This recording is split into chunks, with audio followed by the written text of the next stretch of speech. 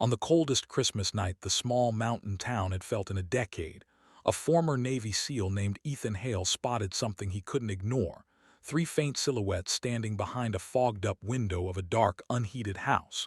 One was a woman hugging a thin blanket. Two were children holding each other, their breath visible even from outside. Ethan hadn't planned on stopping that night. He hadn't planned on saving anyone ever again. But fate doesn't ask permission. It simply whispers. And that night, it whispered only two words that would change everything. "Come with me." Ethan Hale had spent the last 3 years trying to disappear.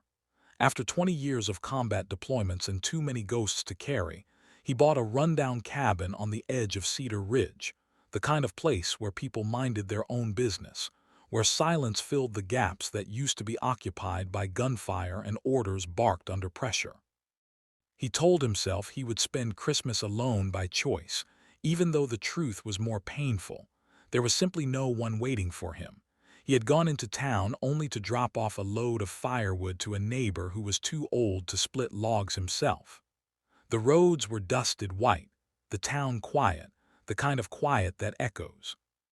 Ethan drove slowly, thinking of nothing and everything at once.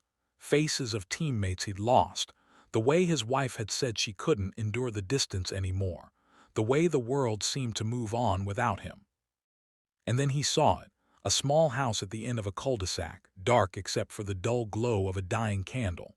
The windows were frosted from the inside, and yet faint movements caught Ethan's eye. Most people would have driven past, chalking it up to someone turning in early for the night. But Ethan had learned to see what others didn't. There was a heaviness to the silhouettes, a stillness that didn't look peaceful, just cold. His truck rolled to a stop before he even understood why. He stepped out, boots crunching into ice, and walked toward the house.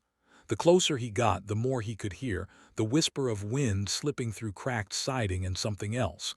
A muffled cough, a soft whimper. His chest tightened. He knocked gently.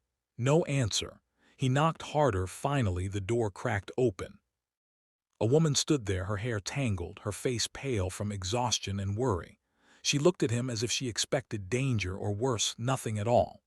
Behind her, two kids stood wrapped in old blankets, a boy around 10 years old and a girl who clung to what looked like a broken stuffed rabbit. The air that drifted out of the house was colder than the night. "Ma'am, are you all right?" Ethan asked, his voice deep but cautious. She hesitated. "We're fine," she lied, though her lips were trembling. Ethan's instincts activated, not the soldier in him, but the human being. "Your power's out," he said quietly. "You don't have heat."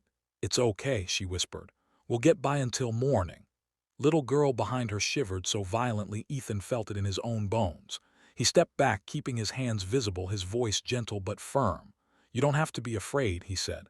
"My name is Ethan. I live a few minutes up the road. I have heat, food, blankets. Please, come with me." Her eyes glistened. She looked like a person one more push away from breaking. "I don't even know you," she said. "You don't have to," Ethan replied. "You just have to know I'm not leaving you here in the cold." She stared at him for a long moment, weighing fear against survival, stranger against the lives of her children. Then she opened the door wider. "Name is Lily," she whispered. "This is Noah and Emma." Ethan nodded once, a silent vow forming in his chest. "Come with me," he said again. And this time she listened. The inside of Ethan's cabin was warm, lit by a roaring fire and the soft glow of Christmas lights he hadn't even wanted to put up. He had only done it because the neighbor kids insisted his house looked too sad without them. But as Lily and her children stepped inside, he suddenly felt grateful for every string of lights, every log on the fire, every small piece of warmth he had tried to create for himself. For the first time in years, the cabin wasn't just shelter. It felt like hope. Emma ran to the fire and held her hands out, sighing happily as the heat seeped into her fingers. Noah inspected the place with cautious eyes, scanning the cabin the way kids who grow up too fast often do, always checking, always aware, always expecting something to go wrong. Lily stood near the doorway like she wasn't sure she belonged.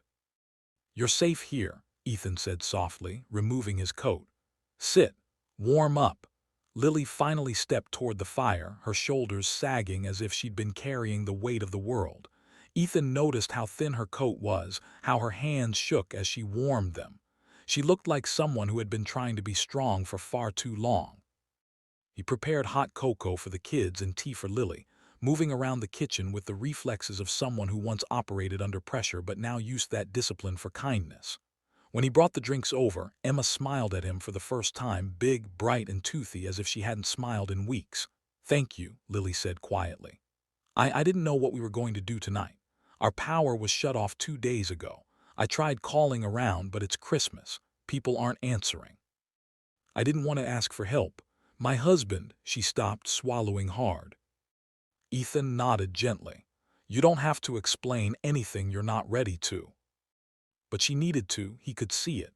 "He passed away in March," she whispered, voice cracking. "He was a volunteer firefighter. The kids miss him every day. And I lost my job last month. I've been trying, but nothing's been enough. I didn't want the kids to know how bad it was tonight. I was going to pretend everything was fine until morning." She wiped her eyes quickly, embarrassed to cry. Ethan felt something inside him shift.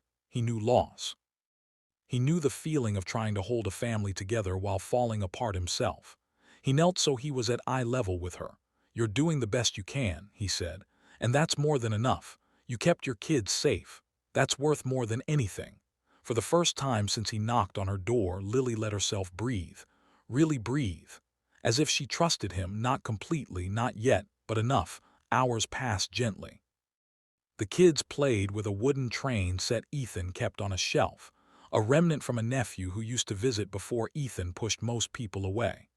Lily helped Ethan prepare a simple meal, and they talked, carefully at first, then with ease that surprised them both. Ethan learned about the books she loved, the nursing program she once hoped to finish, the way she felt both strong and fragile at the same time. Lily learned about Ethan's years in the Navy, the missions he didn't talk about, the marriage that ended long before he left the service, and the loneliness he tried to ignore. As the children dozed off against soft blankets, a peaceful quiet settled over the cabin. "You didn't have to help us," Lily said softly. "Most people wouldn't." Ethan glanced at the kids, then at her, his expression gentle but full of conviction. "Nobody should be alone on Christmas," he said. "Not when I can do something about it." Lily swallowed, her voice barely a whisper. "You already have." Ethan felt the fire's warmth on his skin, but the warmth in his chest was something entirely different, something he hadn't felt in years. For the first time in a long time, he didn't feel like a man running from ghosts. Instead, he felt like someone who still had something to give, something to protect.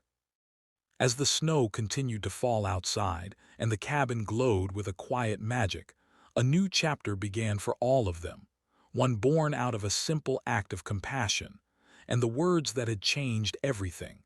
"Come with me." The story of what came after, all the struggles, the healing, the moments that tested them and brought them closer, was only just beginning.